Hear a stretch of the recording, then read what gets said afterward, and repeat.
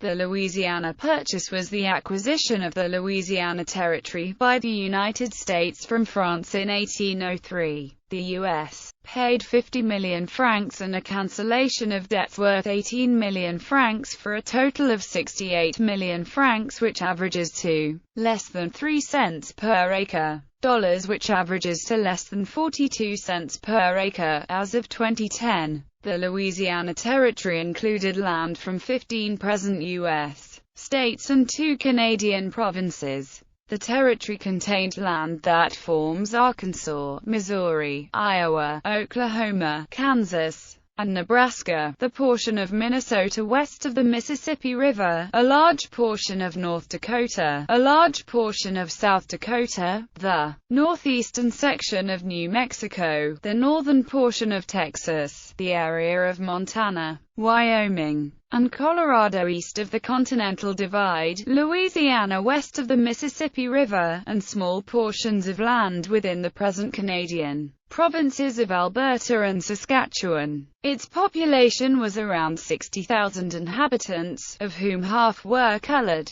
The Kingdom of France controlled the Louisiana Territory from 1699 until it was ceded to Spain in 1762. Napoleon in 1800, hoping to re-establish an empire in North America, regained ownership of Louisiana. The dream of a new empire failed and Napoleon decided to sell Louisiana to the United States. The Americans originally sought to purchase only the port city of New Orleans and its adjacent coastal lands, but quickly accepted the bargain. The Louisiana Purchase occurred during the term of the third President of the United States, Thomas Jefferson. Jefferson agreed that the U.S. Constitution did not contain explicit provisions for acquiring territory, but he did have full treaty power and that was enough. Background: throughout the second half of the 18th century, Louisiana was a pawn on the chessboard of European politics. It was controlled by the French, who had a few small settlements along the Mississippi and other main rivers. Following French defeat in the 7 Years' War, Spain gained control of the territory west of the Mississippi. The United States controlled the area east of the Mississippi and north of New Orleans. The main issue for the Americans was free transit of the Mississippi to the sea. As the lands were being gradually settled by a few American migrants, many Americans, including Jefferson, assumed that the territory would be acquired piece by piece. The risk of another power taking it from a weakened Spain made a profound reconsideration of this policy necessary. New Orleans was already important for shipping agricultural goods to and from the areas of the United States west of the Appalachian Mountains. Pinckney's treaty, signed with Spain on October 27, 1795, gave American merchants right of deposit in New Orleans, granting them use of the port to store goods for export.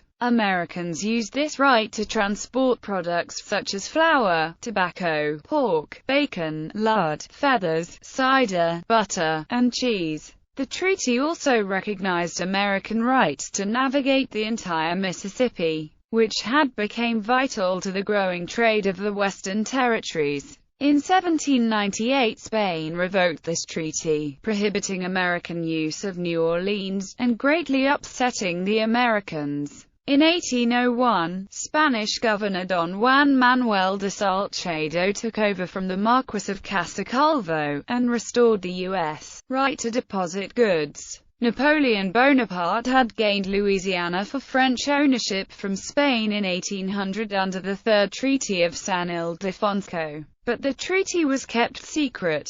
Louisiana remained nominally under Spanish control, until a transfer of power to France on November 30, 1803, just 3 weeks before the formal cession to the United States on December 20, 1803. Another ceremony was held in St. Louis a few months later, in part because during winter conditions the news of the New Orleans formalities did not reach Upper Louisiana. The March 9–10, 1804, event is remembered as Three Flags Day. James Monroe and Robert R. Livingston had traveled to Paris to negotiate the purchase of New Orleans in January 1803. Their instructions were to negotiate or purchase control of New Orleans and its environs. They did not anticipate the much larger acquisition which would follow. The Louisiana Purchase was by far the largest territorial gain in U.S. history. Stretching from the Mississippi River to the Rocky Mountains, the purchase doubled the size of the United States. Before 1803, Louisiana had been under Spanish control for 40 years. Although Spain aided the rebels in the American Revolutionary War, the Spanish didn't want the Americans to settle in their territory. Although the purchase was thought of by some as unjust and unconstitutional, Jefferson determined that his constitutional power to negotiate treaties allowed the purchase of what became 15 states. In hindsight, the Louisiana Purchase could be considered one of his greatest contributions to the United States. On April 18, 1802, Jefferson penned a letter to Robert Livingston. It was an intentional exhortation to make this supposedly mild diplomat strongly warn the French of their perilous course. The letter began, "The cession of Louisiana and the Floridas by Spain to France works most sorely on the U.S. On this subject the Secretary of State has written to you fully. Yet I cannot forbear recurring to it personally, so deep is the impression it makes in my mind. It completely reverses all the political relations of the U.S., and will form a new epoch in our political course. Of all nations of any consideration, France is the one which hitherto has offered the fewest points on which we could have any conflict of right, and the most points of a communion of interests. From these causes we have ever looked to her as our natural friend, as one with which we never could have an occasion of difference. Her growth therefore we viewed as our own, her misfortunes ours. There is on the globe one single spot, the possessor of which is our natural and habitual enemy. It is New Orleans, through which the produce of 3/8 of our territory must pass to market.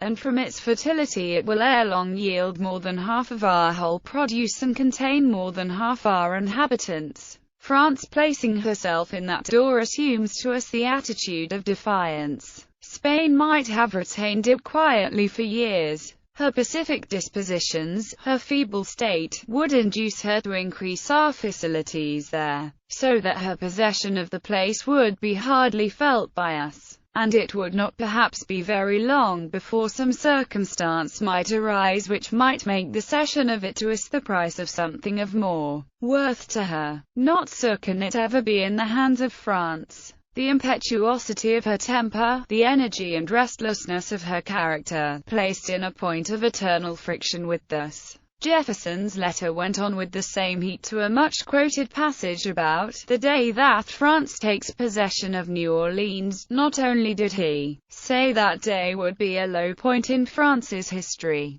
for it would seal America's marriage with the British fleet and nation, but he added, astonishingly, that it would start a massive shipbuilding program. Negotiation. While the transfer of the territory by Spain back to France in 1800 went largely unnoticed, fear of an eventual French invasion spread nationwide when, in 1801, Napoleon sent a military force to secure New Orleans. Southerners feared that Napoleon would free all the slaves in Louisiana, which could trigger slave uprisings elsewhere. Though Jefferson urged moderation, Federalists sought to use this against Jefferson and called for hostilities against France. Undercutting him, Jefferson took up the banner and threatened an alliance with Britain, although relations were uneasy in that direction. In 1801, Jefferson supported France in its plan to take back Saint-Domingue, then under control of Toussaint Louverture after a slave rebellion. Jefferson sent Livingston to Paris in 1801 after discovering the transfer of Louisiana from Spain to France under the Third Treaty of San Ildefonso. Livingstone was authorized to purchase New Orleans. In January 1802, France sent General Leclerc to Saint-Domingue to re-establish slavery. which had been abolished in law and in the Constitution of the French Republic of 1795, both in France and its colonies, to reduce the rights of free people of color and take back control of the island from Toussaint Louverture,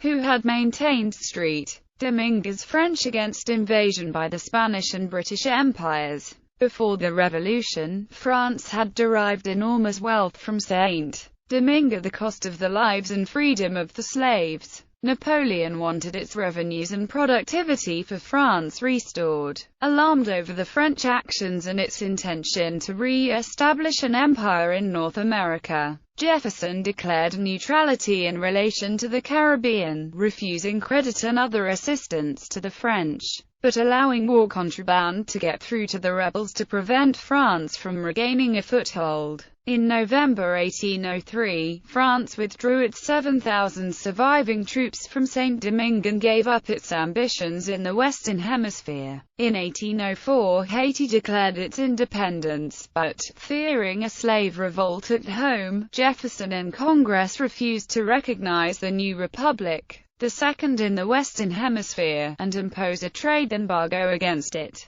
This, together with later claims by France to reconquer Haiti, encouraged by Britain, made it more difficult for Haiti to recover after 10 years of wars. In 1803, Pierre Samuel du Pont de Nemours, a French nobleman, began to help negotiate with France at the request of Jefferson. DuPont was living in the United States at the time and had close ties to Jefferson as well as the prominent politicians in France. He engaged in back-channel diplomacy with Napoleon on Jefferson's behalf during a visit to France and originated the idea of the much larger Louisiana Purchase as a way to diffuse potential conflict between the United States and Napoleon over North America. Jefferson disliked the idea of purchasing Louisiana from France, as that could imply that France had a right to be in Louisiana. Jefferson had concerns that a U.S. president did not have the constitutional authority to make such a deal. He also thought that to do so would erode states' rights by increasing federal executive power. On the other hand, he was aware of the potential threat that France could be in that region and was prepared to go to war to prevent a strong French presence there. Throughout this time, Jefferson had up-to-date intelligence on Napoleon's military activities and intentions in North America. Part of his evolving strategy involved giving DuPont some information that was withheld from Livingston.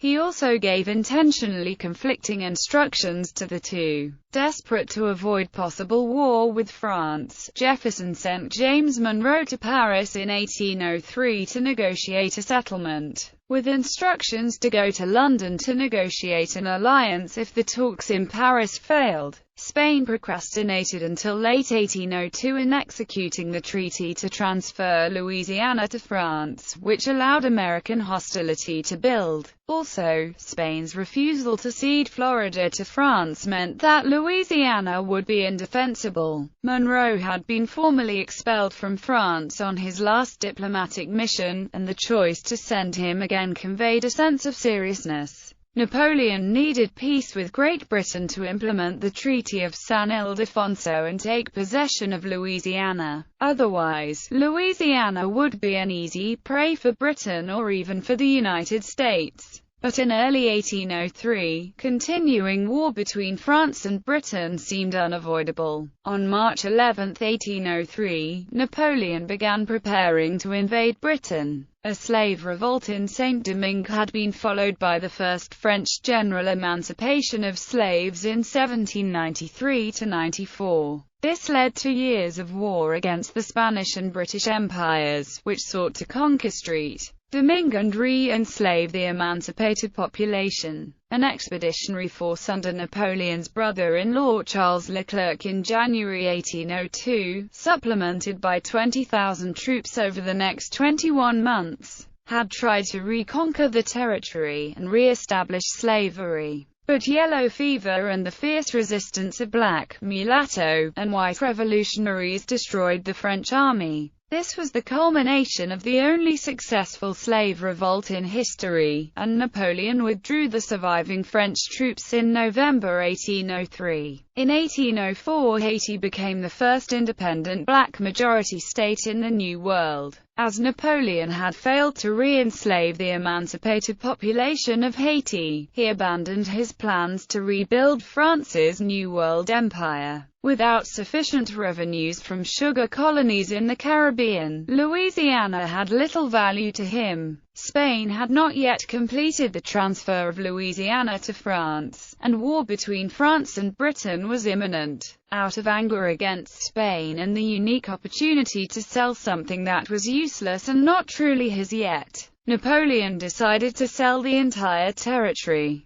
Although the foreign minister Talleyrand opposed the plan, on April 10, 1803, Napoleon told the Treasury Minister François de Barbé-Marbois that he was considering selling the entire Louisiana territory to the United States. On April 11, 1803, just days before Monroe's arrival, Barbé-Marbois offered Livingston all of Louisiana for $15 million.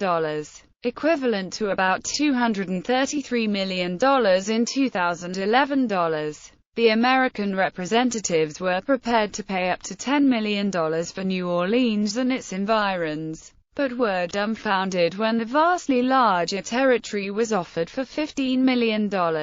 Jefferson had authorized Livingston only to purchase New Orleans. However, Livingston was certain that the United States would accept the offer. The Americans thought that Napoleon might withdraw the offer at any time, preventing the United States from acquiring New Orleans. So they agreed and signed the Louisiana Purchase Treaty on April 30, 1803. On July 4, 1803, the treaty reached Washington, D.C. The Louisiana Territory was vast, stretching from the Gulf of Mexico in the south to Rupert's Land in the north, and from the Mississippi River in the east to the Rocky Mountains in the west. Acquiring the territory would double the size of the United States, at a sum of less than 3 cents per acre.